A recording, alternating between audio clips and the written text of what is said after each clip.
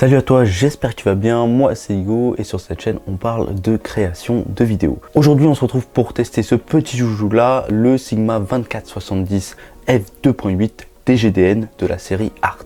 J'ai pu l'essayer sur deux prestations différentes, une ultra dynamique où il y avait beaucoup de mouvements, une autre presta où c'était beaucoup plus chill à la Courcouronne in 4K et aussi pour une de mes vidéos YouTube. Donc on va parler des points positifs mais aussi des points négatifs et surtout pour qui est cet objectif là. Comme d'habitude c'est un point de vue personnel mais j'essaie toujours d'être le plus objectif possible.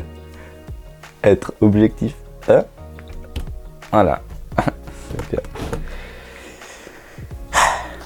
Du coup, en premier, on va parler des fonctionnalités de cet objectif et ensuite, on va parler de son aspect parce que je fais comme je veux. Donc, pour des fonctionnalités et des points positifs, du coup, on va retrouver en premier la plage focale qu'il couvre. Le 24-70 mm, ça regroupe plusieurs plages focales comme du paysage avec le 24 mm et le portrait avec du 70 mm.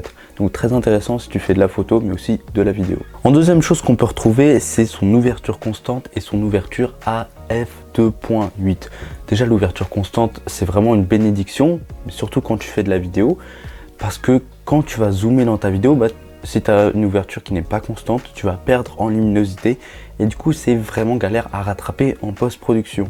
Ça va faire des plans qui n'ont pas la même luminosité alors qu'ils ont été prises à 2 minutes d'intervalle. Donc voilà, une ouverture constante, ça fait vraiment plaisir. Et en plus, c'est une ouverture à 2.8, donc là c'est pour la photo et la vidéo. Ça permet de capter beaucoup de lumière et surtout de pouvoir travailler un peu de nuit. Donc ça c'est cool. Et surtout d'avoir une ouverture à f2.8, ça permet d'avoir un magnifique flou derrière-plan.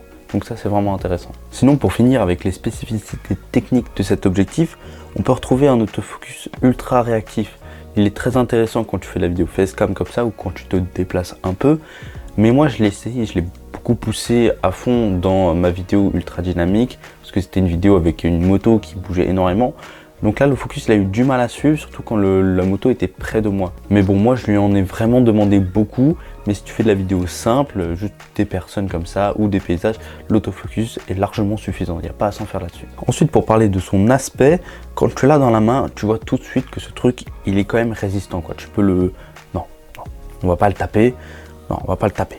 Il est entièrement fait en métal et il est résistant à l'humidité et à la poussière. Donc tu peux aller faire quelques tournages dehors, un peu sous la pluie, ça devrait aller. Ensuite, on retrouve deux bagues crantées. L'une à l'avant, c'est pour le focus et celle de derrière, c'est pour le zoom. Moi, je les trouve très faciles à manipuler. Ça agrippe assez vite et ça va plutôt vite pour le zoom.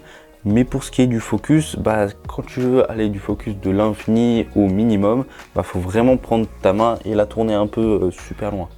C'est un mini point négatif, mais bon, ça va. Ensuite, sur le côté de notre objectif, on retrouve trois boutons. Le premier, c'est le bouton qui permet de switch entre l'autofocus et le focus manuel. Ça, c'est vraiment un point positif parce qu'en tournage, passer du focus manuel au focus auto, ça nous prend quoi, 3 secondes.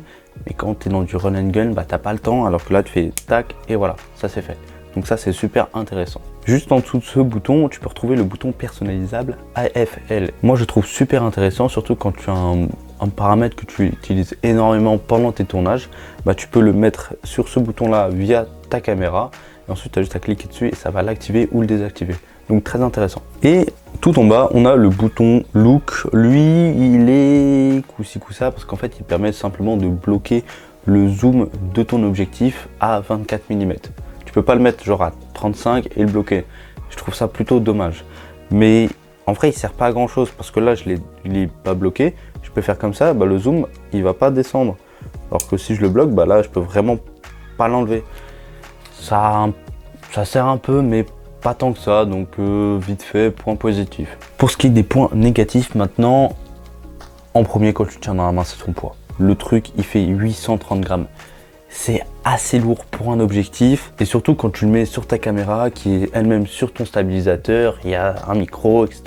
Et quand tu portes ça toute la journée, à la fin de la journée tu le sens quoi. C'est pas non plus la mort certes, mais tu vas être moins concentré pour faire tes plans, plus concentré sur le fait que ton matos il est lourd. Donc tu vas moins te concentrer sur la création et plus sur tes problèmes. En deuxième point négatif, et pour moi l'un des plus gros points négatifs, c'est que cet objectif là n'est pas stabilisé, il n'y a pas de OSS dessus. Et je trouve ça vraiment dommage. Moi j'utilise cet objectif avec mon A6400 qui lui non plus n'est pas stabilisé. Donc voilà, c'est compliqué de faire des plans smooth et stabilisés. Mais après, il y a toujours moyen de rattraper ça en post-production. J'ai d'ailleurs fait une vidéo là-dessus, je te la mets juste ici. Et sinon, tu peux l'utiliser sur un stabilisateur, mais là encore, tu vas retrouver des micro-tremblements qu'il faudra corriger en post-production. Sinon, un dernier point négatif, ça c'est vraiment plutôt un truc personnel, voire super personnel, c'est que cet objectif n'est pas motorisé. Donc, quand tu es dans une config run and gun et que tu dois passer d'une focale à une autre sur ton stabilisateur, bah si t'as pas de moteur, c'est plutôt chiant parce que tu dois mettre ta main là, changer là, mais vu que cet objectif il est assez lourd, bah si tu prends la bague et que tu la tournes, ça va amener toute ta caméra, ton objectif et aussi les moteurs de ton stabilisateur, et ça c'est plutôt mauvais. Donc moi j'ai pas trop kiffé ça. Mais bon, c'est surtout pour moi. Pour toi, si t'as pas besoin de moteur, bah c'est pas un point négatif quoi. C'est juste moi qui suis chiant, je sais. Et voilà. En ce moment, cet objectif, on peut le retrouver à 1199 €. Oui, je sais, c'est un investissement, mais cet objectif, il te fera passer dans la gamme professionnelle, que ce soit pour les qualités techniques de cet objectif, mais aussi pour le mental que ça va te donner à toi et à ton client. Pour t'expliquer simplement, quand tu vas arriver sur un tournage avec ce matos-là, un gros truc comme ça, tu vas te dire, moi j'ai un truc de qualité, moi j'ai confiance en moi, moi je suis un vidéaste, moi je sais faire les choses. Et ton client, quand il va devoir arriver avec du gros matos, il va se dire c'est pour ça que je le paye, c'est parce qu'il a du matos et parce qu'il va me faire un truc bien. Ce truc là, c'est complètement vrai, je trouve ça dommage, mais bon, c'est vrai. Plus tu te ramènes avec du matos devant ton client, plus il va être confiant vis-à-vis de sa vidéo. Tout à l'heure, je t'ai parlé des prestations et des vidéos que j'avais réalisées avec cet objectif là, et ben je vais te mettre 3 liens YouTube juste en dessous de la vidéo. Il y aura la vidéo ultra dynamique, la vidéo super calme et ma vidéo YouTube. Pour l'instant, il n'y en a qu'une sur les 3, mais si tu regardes cette vidéo dans 2 mois, bah, les 3 vidéos, elles seront déjà postées, donc tu n'auras pas à t'en faire. Et si j'ai oublié de les poster, bah, écris-le moi dans les commentaires et je te le fais tout de suite. Cet objectif-là, je le conseille pour les personnes qui n'ont pas le temps de changer d'objectif pendant une prestation, que ce soit du run and gun ou encore les personnes qui vont faire des voyages, qui n'ont pas vraiment la place d'emmener beaucoup d'objectifs. Certes, cet objectif, il est lourd, mais il couvre plusieurs plages de focales différentes, donc il est largement suffisant pour des personnes qui font des voyages. Et aussi, je le conseille pour des personnes qui ont des prestations qui durent pas trop longtemps, surtout quand ils doivent porter la caméra toute la journée. Bah, je le conseille pas trop si tu dois faire ce genre de choses. Moi, cet objectif-là, je vais pas le garder parce que je trouve qu'il correspond pas forcément à ce que moi j'ai besoin de faire.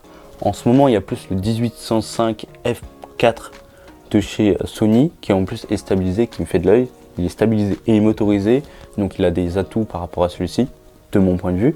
Donc je vais dans pas longtemps l'acheter et je te ferai une petite review dessus si tu as envie. Voilà, c'était le Sigma 2470 f2.8 DGTN de la série Arts. Je te mets un lien dans la description si tu veux l'acheter. Évidemment, c'est un lien affilié. Toi, ça ne change pas du tout le prix pour toi, mais moi, ça me rapporte une petite commission, ça me fait plaisir. Je te remercie, je te fais plein de bisous si tu le fais. J'espère que la vidéo t'a plu et si c'est le cas, je te mets une de mes prestations que j'ai réalisées à 100% avec cet objectif juste ici et on se retrouve tout de suite de l'autre côté. Ciao!